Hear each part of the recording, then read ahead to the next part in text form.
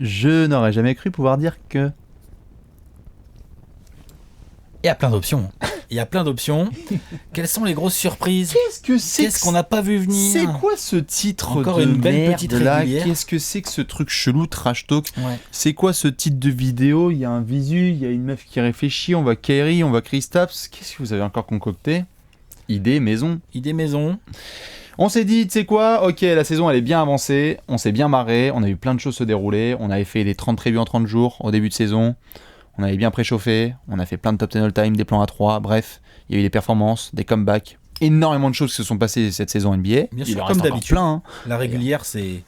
On peut dire ce qu'on veut, j'adore les playoffs. Hein. La régulière, c'est trop bien. C'est trop bien, tous les soirs il se passe quelque chose. La régulière. 30 franchises, 450 joueurs, il se passe des choses, des comebacks, des retraites, des annonces, des départs, enfin bref, c'est la totale. Et il y a des gens qui nous surprennent bien fort, bien comme il faut. Et il y a des gens qui nous disent en fait, tu sais, t'en souviens comment tu réfléchissais en août? Ouais. Bah tu t'as peux vu, plus réfléchir ça a pareil. changé.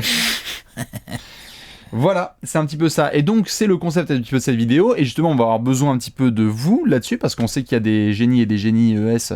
À chaque fois, je fais la même erreur. Dans la Il communauté. n'y a que des génies IES. C'est bien ça. Il n'y a que ça. En Bah fait, ouais, des je génies. sais. Il y a que des... Je sais Parce pas, que les mais génies tu sais, IS, je pense que je vais continuer à le faire. Les génies IS, tu veux, bon. Il y a des Bref. génies IT, des génies IR.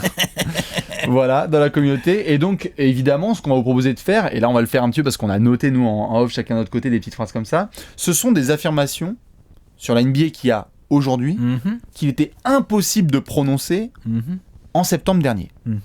Exemple. Tu veux que je te fasse péter un petit exemple là, pour... Fais péter un exemple, Alex. Pour mettre un peu les gens dans l'ambiance. Vas-y. Hein. Je n'aurais jamais cru pouvoir dire que les Lakers sont la moins bonne équipe de Californie. Répète. Répète. Je n'aurais jamais cru pouvoir dire que les Lakers sont ou seraient. Je n'aurais jamais cru pouvoir dire que les Lakers seraient, donc à ce moment-là de la saison, la moins bonne team de Californie. Donc ça veut dire que déjà dans Los Angeles, t'es même pas le meilleur. Ben non. Ensuite, t'as Sacramento qui est devant. Ouais. Et bah les Warriors. Et bon, ça, les les Warriors, Warriors, c'est pas une surprise, mais n'empêche que c'est la Californie. Donc il y a 4 équipes en Californie. Tu récupères le LeBron, t'es la moins bonne. Mais qu'est-ce qui s'est passé? Comment on pensait en septembre dernier? Au début de saison, la plupart des gens les mettaient en play-off sans trembler. Exactement. La plupart des gens les mettaient quand même largement devant les Clippers ou les Kings, clairement. Et la plupart des gens étaient assez d'accord pour dire que le renfort de LeBron, c'était un des gros coups de l'intersaison. LeBron égale playoff. Et que tu faisais step up ta team et tout, LeBron égale playoff. On vient de faire une vidéo qui est sur la course au playoff. Un peu ça. Malheureusement, les Lakers, les mecs, pour l'instant, ils sont que dans la course au playoff et ils sont pas en ballottage si favorable que ça du tout. Et à aujourd'hui, au bilan, et pas qu'au bilan, et à la manière, c'est la moins bonne team de Californie. C'est la moins bonne team de Californie, je suis d'accord. Ça joue beaucoup mieux ailleurs. Ouais. C'est beaucoup plus sympa. C'est vrai ça. C'était un peu dur à dire. Déjà, il y a eu de la bataille, ça on le sait sur les réseaux sociaux, on l'a vu notamment entre les comptes des Clippers et des Lakers, un petit peu ça se chamboule parce que qui aurait été capable de dire que les Clippers, je veux dire que les Clippers est la meilleure équipe de Los Angeles là avec l'arrivée de LeBron. What? Avec un transfert de Tobias Les mecs, ils et traitent de Tobias Boban. à la deadline. What the fuck? Non, c'est clair. Donc ça, ouais, voilà. Ça, c'était une première J'aurais jamais cru affirmation. pouvoir dire que. Très bien. Donc, si vous êtes d'accord avec Alex, évidemment, vous le dites. Et moi, je vais devoir enchaîner sur On un a autre. une petite. Ouais, alors après, moi, c'est très personnel, hein. Mais j'aurais jamais cru pouvoir dire que Jordan Clarkson serait le meilleur marqueur des Cavs cette saison. Putain. Donc, réalisez bien Après, quand on il y était a eu en du septembre. Il y a eu du mouvement dans la team. Mais c'est ça, en fait. C'est que quand on fait les 30 prix en 30 jours, on se dit, bon, on va voir. Il y avait des rumeurs de tanking de la part de Cleveland. On savait pas trop. Il y avait encore Tyronn Lue à l'époque. Kevin Love aussi. Il y avait Kevin Love qui était là. Il y avait Tyronn Lue qui était là. Il y avait Girard qui jouait. Tu disais, bon, il y a du vétéran, ça peut C'est vrai peut-être qu'il y avait finir. Tyronn Lue, dis donc, au début Ah mais de il y saison. avait... Non mais attends, il y a énormément de choses qui se sont passées depuis septembre. On était là genre bon, on va peut-être voir avec... Georgie, il était encore là? Ouais. Georgie, il était encore ouais, je là, pense. puisqu'après c'est tradé contre Della Vedova et tout. Donc t'avais Georgie, t'avais Girard, t'avais Kevin Love, Tristan et compagnie. Tu te Il était dis pas bon... dans le 5, l'autre, hein. Non mais bien sûr, mais tu disais peut-être qu'avec le développement de Colin Sexton, Cedi Osman, etc., on va voir cette équipe coachée par Tyronn Lue. Certains disaient même que ça pouvait être un petit peu un bâton dans les roues de Un certaines équipes. révélateur pour Tyronn Lue, on disait aussi peut-être. Ouais, peut-être. Bon. C'était un révélateur, hein. Jordan Clarkson est le meilleur marqueur des Cavs cette saison. Donc en soi, Kevin Love, il a un petit peu plus de points, mais il a joué que 9 matchs cette année. La suite est juste exécrable. Et de se dire qu'en fait, le Jordan Clarkson, en fait, je pensais pas qu'on pourrait revoir le modèle dégueulasse des Lakers d'il y a 2-3 ans où Jordan Clarkson et genre les deux on est là genre ouais, je talentueux, etc. Certes, scoreur talentueux, mais là t'es la meilleure option offensive et en création de Cleveland. Ça te montre à quel point la saison est pourrie dans l'Ohio. Et pourtant, je lui ai pas mal craché dessus, il fait sa saison. Ouais, il se bat, c'est un joueur qui joue ça. Ah, franchement, Jordi il est cool. Il fait le taf. Même dans les orgies avec Tristan Thompson, il fait le taf. Ouais, je suis d'accord. Je suis d'accord. C'était pour te tester. Non, mais c'est vrai, il fait le taf. Mais pour le coup, oui, il est là, il est présent. Il est présent, il répond présent. Il prend ses tirs. Et c'est ça. Quand il est ouvert, il dégaine.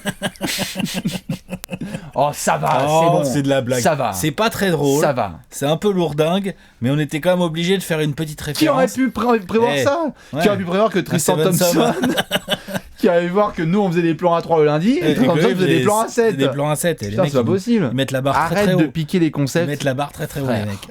C'est clair. Donc voilà, donc les fans des Cavs qui pensaient peut-être pas forcément aller en playoff, tu vois, mais qui pensaient peut-être au moins que Kevin Love allait faire sa saison. Ça, c'est vraiment un truc que j'attendais pas forcément. Il y avait eu des rumeurs cet été de modèle un peu la Blake Griffin, genre on le prolonge et puis après on le transfère, ce qui va peut-être être le cas là autour de la draft ou autre. Possible. Mais là, Jordan Clarkson, meilleur marqueur d'une franchise NBA en 2019, c'est très très fort. À toi. Bah moi je vais rester dans le même registre, c'est-à-dire des équipes qui jouent très très bien au basket. J'aurais jamais cru pouvoir dire que ça me ferait autant chier de cliquer sur les matchs des Suns. Oh là là. En septembre, t'en souviens? Mais j'étais confiant. J'étais là, genre, il est pas mal ce petit été là, on a du talent, on a des joueurs, ça peut être intéressant cette année. C'était comme bon, on va pas aller en play-off. C'était comme ça là. Mais bon, Devin Booker, c'est bien, on lui a mis le max, c'est malin, gros pivot à la draft. Okobo, il va avoir sa chance parce que l'équipe de jeunes, enfin tu vois, genre Michael Bridges, tout ça, Trevor Ariza, super et tout machin. Non, tu vois les Cavs, bah je préfère regarder les Cavs. Ah, clairement. Ah ouais. D'ailleurs, il y a eu un Cavs Suns il y a pas longtemps. Il n'y a pas eu photo, il y a une équipe qui joue un peu au basket et l'autre qui est dégueulasse. Et tu te rends compte là, à quel point la phrase est chaude? On a regardé Cavs Suns et c'était plus agréable de regarder les Cavs que les Suns. Genre, qui pouvait dire ça là, les Suns viennent de gagner un match là. Non, mais c'est une exception. C'est Miami qui a fait de la merde. C'est une exception, bordel, tu vois. On se dit sur quoi? 17 défaites de suite? 18, je crois. Ouf. Ouais, record. Donc c'est dégueulasse. C'est la manière qui est. La manière est infâme. Les débuts de Kokoschkov, ok, il a peut-être pas tout ce qu'il lui faut, hein. Ok, c'est vrai qu'un meneur d'expérience, par exemple, ça lui ferait pas de mal. Ok, mais putain, il y a pas de jeu, il y a du talent, mais il y a pas de jeu, il y a aucune identité. Ouais. On voit bien. Bon après, il y a des petits cons, hein, ça s'embrouille un peu. Je pense pas que le groupe vive super bien. Je me fous de la gueule des Lakers, mais je pense que le groupe des Suns, c'est pas la grosse fête non plus. Non, c'est clair. Mais voilà, vous voyez. Clairement, gros fan des Suns depuis pas mal d'années. J'avoue que cette année, c'est dur. Hein. Quand je clique sur les matchs des Suns, je suis là, je fais attends, il y a quoi d'autre à regarder? Je suis là, je fais il y a un petit Nets Charlotte, c'est bien ça, tu vois. Genre, non, c'est clair. Allez. Puis c'est émotionnellement que ça fait chier parce que tu vois, on regarde avec d'autres équipes comme par exemple Brooklyn, on n'avait pas trop d'attentes et donc du coup, t'es surpris. Sauf que là, quand t'as les Suns et que t'as autant d'attentes, là, il y a déception. On est d'accord. Ok, à toi. C'est un peu dur. Eh bien, écoute, moi, dans les grands moments, évidemment, qui étaient totalement prévisibles, j'aurais jamais cru pouvoir dire qu'en 2018, Derrick Rose mettrait 50 points sur un match. Ça. Parce qu'il y en a d'autres, je pense que toi aussi t'en as noté. C'est un peu la saison des comebacks. Il y en a eu pas mal. Ouais. Et celui de Derrick, ça franchement...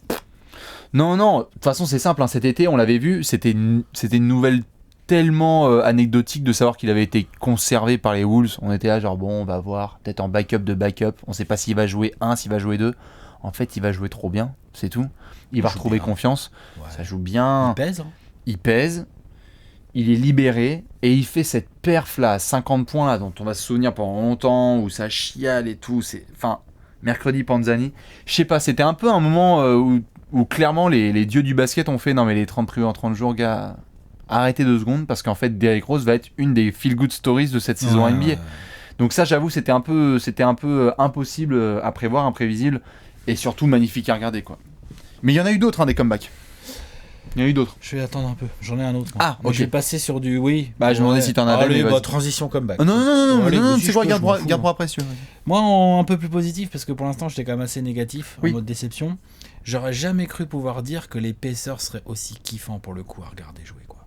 Ouais. Je les trouve magnifiques. Franchement, gros respect à cette équipe, à Macmillan, mais même à l'équipe, quoi.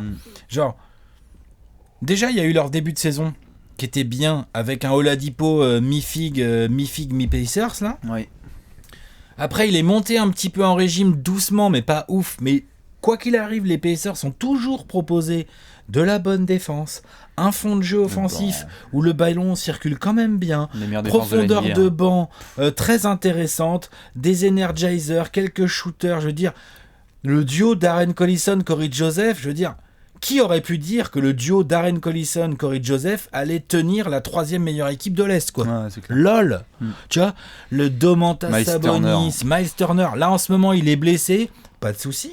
On sort une raquette Thaddeus Young, Kylo Quinn pour garder Sabonis en sortie de banc. Ouais. Ça marche bien. Ah, il est revenu là hier soir. Tu pointes à Washington, tu les déboîtes. Thaddeus Young, sa saison elle est bien. Homme à tout faire en défense, vétéran, il motive les gamins et tout, c'est super. Non, c'est top. La saison de Bojan Bogdanovic est très bonne. McDermott sorti de banc. Enfin, vraiment, ces Pacers, pour le coup, alors là, ouais, ils me font kiffer. Et en plus, je trouve que aujourd'hui, il y a beaucoup de... On est encore très tous, hein, moi je me mets dedans, on est encore tous un peu hautains par rapport aux Pacers dans le sens, genre, quand on parle des demi-finales de conf à l'Est, on les met jamais dedans en fait, pour l'instant.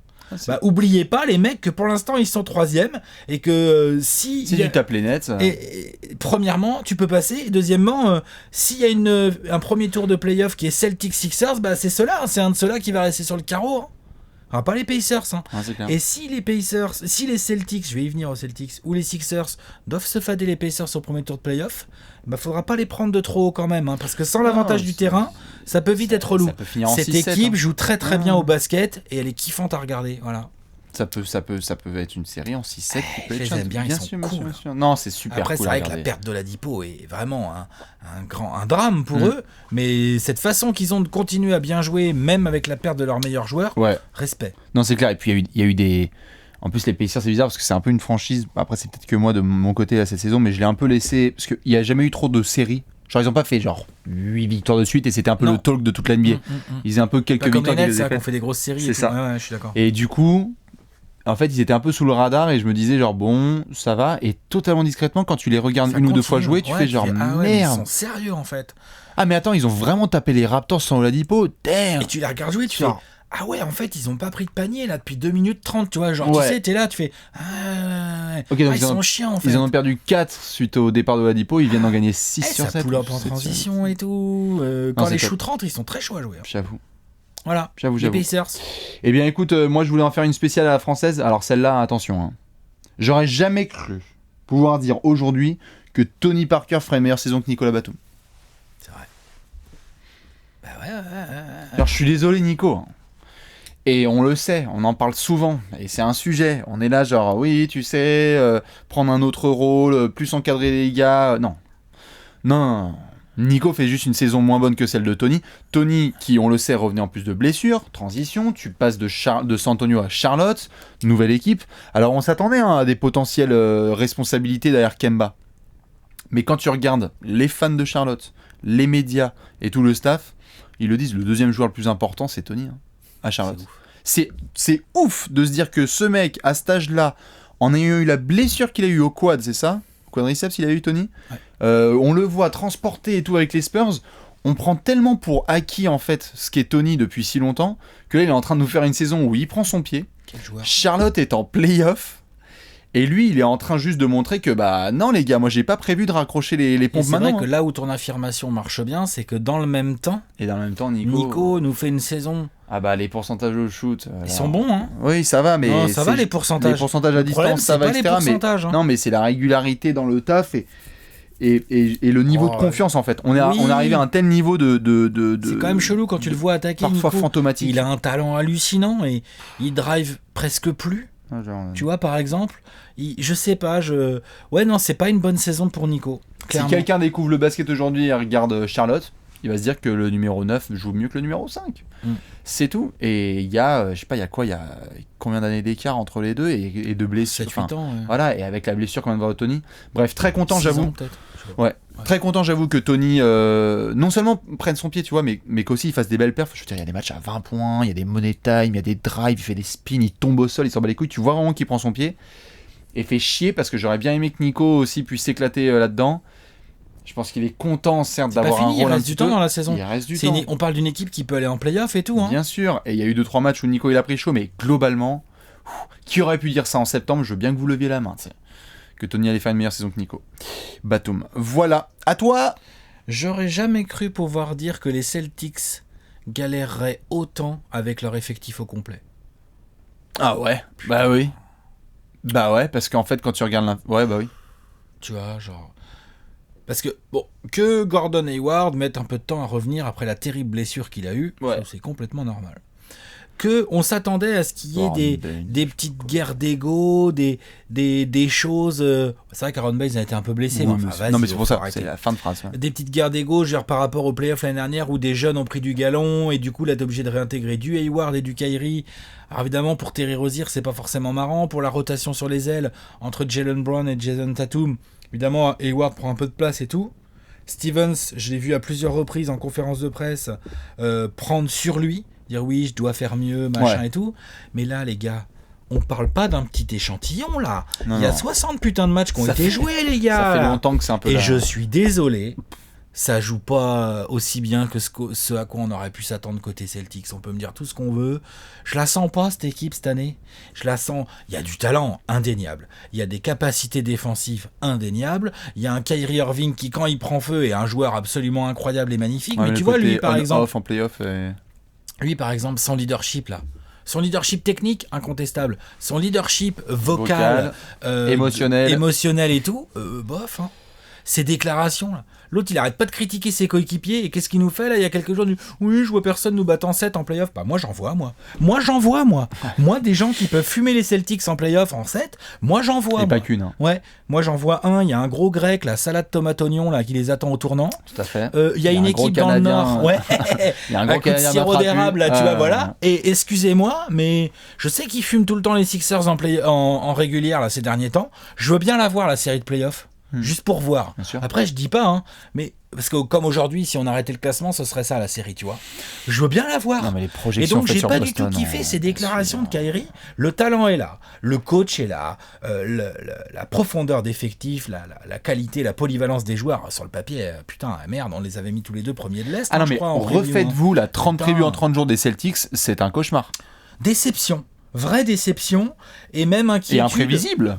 Inquiétude pour cette équipe qui est imprévisible. Et les histoires de boutons on-off en play-off, je sais que tu peux et tout, mais l'histoire ne montre pas ça. L'histoire montre que quand tu fais une saison régulière coup-ci, coup-ça, souvent tu fais des play-offs coup-ci, coup-ça derrière. Il y a quelques exceptions. Puis ils n'ont pas des mecs qui ont fait les finales NBA, hein, je veux dire, hormis Kyrie. Tu vois ? Il n'y a pas un mec qui parlait faire ouais. Alors Ford, il a de l'expérience, tu vois, mais... Non, bien sûr. Voilà, et donc on voit bien que Jason Tatum ceci, Jaylen Brown n'est pas content cela, Terry Rozier pense à son contrat, et nanana, et gna gna gna. Et au final, on a une équipe qui démarre hyper bien un match contre les Bulls, et puis qui en fait se fait déboîter derrière. Et tu comprends pas, t'es devant le match et tu comprends pas, tu te dis mais qu'est-ce qui se passe, quoi. Il y a un truc qui va sortir, je pense. On est pas mal en surface, je pense, à Boston là sur cette saison, il y a un truc cet été qui va sortir, c'est trop chelou. Ce groupe ne vit pas bien encore, hein. Clairement, désolé. Ça se voit dans leur jeu. Je sais pas du tout comment ça va se finir, mais putain, Danny Ainge, on verra. Mais imagine les Celtics qui, passent un premier tour de play-off coup-ci, coup-ça, et quoi qu'il arrive, se font des boîtes en mid-conf. C'est pas une bonne saison. Ah non seulement c'est pas une bonne saison, mais ça peut te mener à un été d'enfoiré. Hein après, s'ils vont en finale NBA qui ferment les bouches en play-off, tant mieux pour eux. Kyrie aurait là, aujourd'hui, raison, et la terre moi, sera plate. J'y crois pas. J'entends. Voilà. Tout à fait. Eh bien, écoute, moi personnellement, je n'aurais jamais cru pouvoir dire que Kristaps Porzingis et Luka Doncic seraient le duo du futur à Dallas. Wow. Qui avait dit ça en septembre dernier? Et encore même la phrase, moi je te l'avais dit en off, un peu ajouté. Moi personnellement, j'avais pas prévu que Luka Doncic serait le meilleur Slovène de la NBA cette saison. Hein. Je veux dire, tu pouvais en soi débattre et tout avec Goran. Parce qu'on connaît le talent, etc. Mais attends, juste, moi si je la fais en 2 temps, c'est parce que la saison rookie de Luka Doncic, Certes, on l'attendait tous là, européens qu'on est. Non, elle est magnifique. Non, mais elle est magnifique. Qui pouvait prévoir ça? C'est-à-dire qu'il y a plein de gens qui vont nous dire oui, bien sûr, on avait prévu un 25-5 avec des step backs sur la gueule de tout le monde et des game winners. Non, je suis désolé. Le mec, il fait une saison rookie absolument phénoménale. Et en plus de ça, au bout de quelques semaines, tu lui fous Kristaps Porzingis dans ce qui est censé être la dernière saison en carrière de Dirk Nowitzki. Genre l'espèce de trade inattendu dont on a parlé en long et en large. Où maintenant, mais je veux dire en termes de tout, en termes de hype, de marketing, de ce qui va se passer la saison prochaine. Que Kristaps revienne est bien. Tout à fait. Mais juste d'un point de vue hype, là, aujourd'hui. Mais oui. D'être capable de se dire, oh putain, il y a des pancartes dans Dallas en 60 x 48 avec du Kristaps et du Lucas en train de se checker et tout, genre, ouais. Juste de les voir arriver ensemble à la salle, moi, je bug encore. Je me dis, c'est mais magnifique tout ça. C'est pas possible. Kristaps, en fait, il reste à New York et puis il y a KD qui arrive. Moi, c'est ça que j'avais en septembre en tête. C'était pas forcément qu'il allait se passer ça. Et aujourd'hui, Porzingis se fait donc transférer juste avant la deadline. Et ouais, en fait, on avait parlé notamment, je crois que c'était justement dans l'espèce d'apéro live qui était un petit peu dédié au transfert.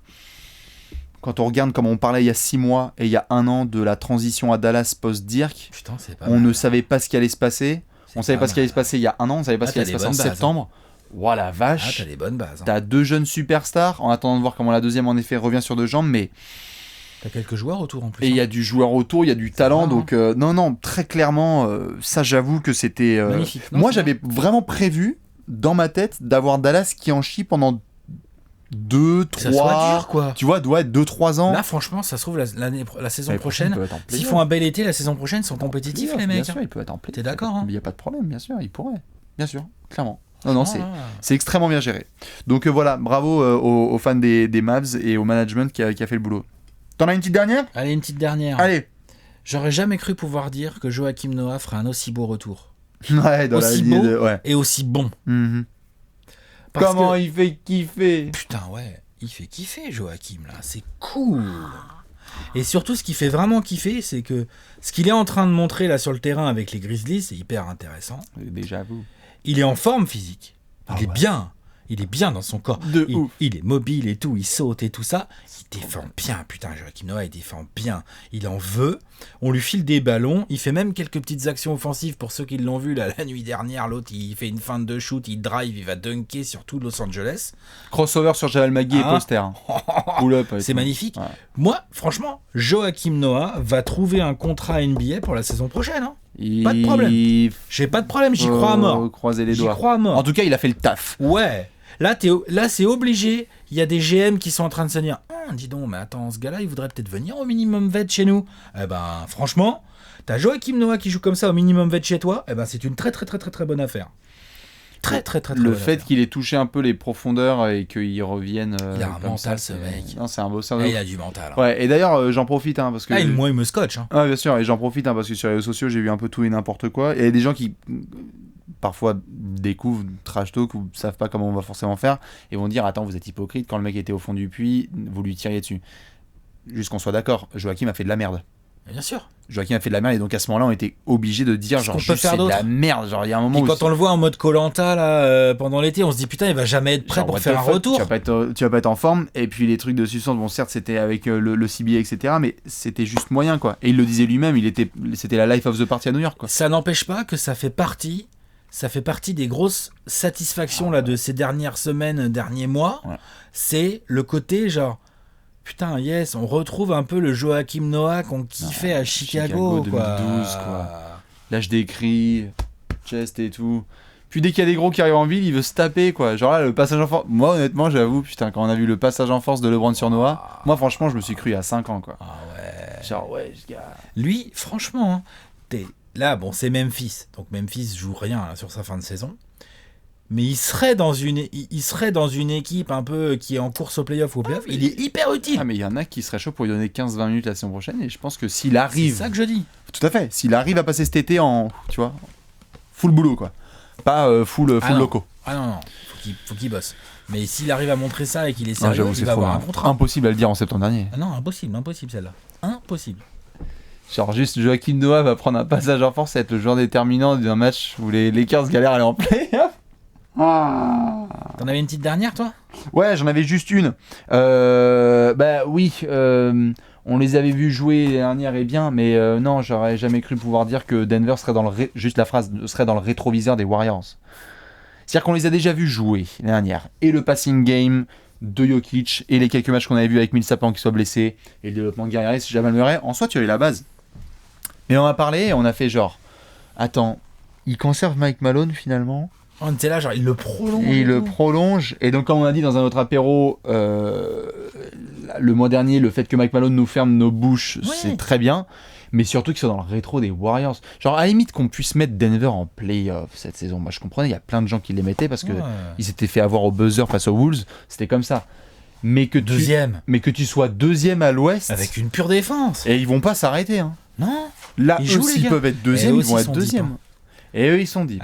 Alors là, Maurice, Malik Beasley, Trey Lyles, Juancho, Plumlee, ça joue au Isaiah, et leur raquette, Millsap, Jokic, ça peut faire souffrir des gens, ça. Hein. Non, c'est trop violent. Et voilà, c'est le fait de tenir en soi un bilan où même, tu vois, en début de saison, je veux dire, on pouvait...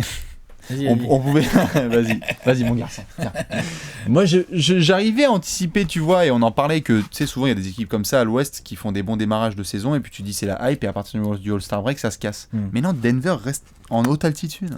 Il y a du talent. Oh bah magnifique. Dans les Rocheuses. Dans les Appalaches. C'est les Appalaches ou les Rocheuses? Non, c'est les Rocheuses. Je sais jamais, je sais pas pourquoi je veux pas avec ça. C'est les Appalaches. Ouais, allez, c'est presque pareil. Voilà un petit peu, sinon il y avait des petites mentions. On avait noté 2-3, j'en avais mis une ou deux. Là oui. Ouais, il y a du vrac, vas-y. J'aurais jamais cru pouvoir dire que Kenneth Farid serait le pivot titulaire des Rockets lors de leur remontada dans la conférence des Rockets. Ouais.